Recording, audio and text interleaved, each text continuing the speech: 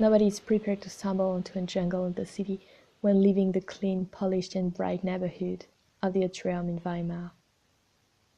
Nevertheless, this is the feeling you might have upon discovering the old factory next to Friedenstrasse, ruins from bygone industrial times.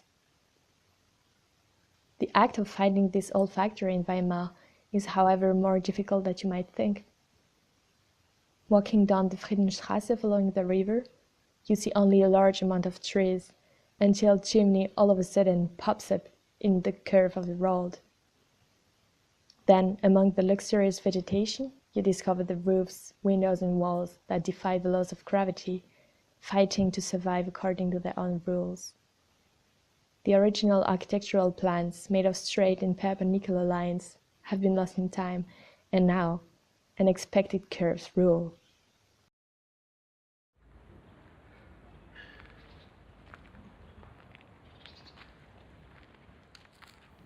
Actually, we were looking for small gardens, little gardens, hidden and far from the mating crowd.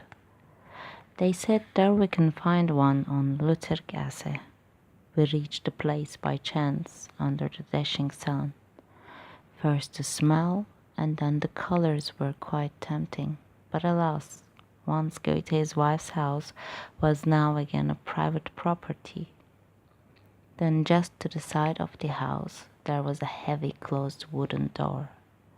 It was impossible not to peep through that crack. It was peaceful and it was real, a garden, and people were walking in it. We went back around to enter in the front. It seemed very old, the house, and had seen lots of guests over the years. We were carried away with this garden, which was older than Goethe's wife. I drank coffee and she drank ginger ale, and we agreed upon the fact that Weimar's scent is indeed that of roses.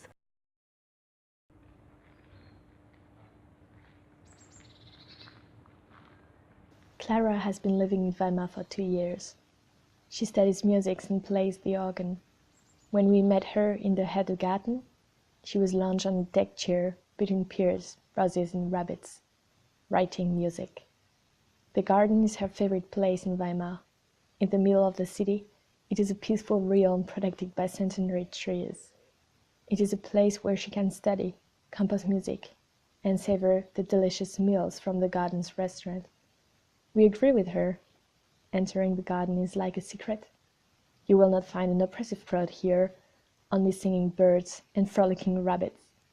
Passing the hidden front door, in an old building behind the church of St. Peter and Paul, you unravel, little by little, the secret corners of an inner city paradise.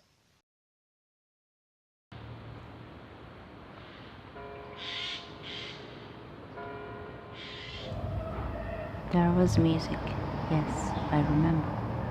We simply followed the sound, the woman's voice. After leaving that little secret garden, we were wandering around with nothing in our minds. Again, it was Weimar seizing us in a way that we didn't foresee. We passed by a little fountain in a little corner. We took a picture of it. You see, there are lots of fountains in Weimar completing the picture. We took a few steps on and were drawn by a sound, a woman's voice. We kept walking towards it until we found ourselves in a square facing the back of a building. Windows were wide open. We sat there on this tiny amphitheater. We listened, and the day was off.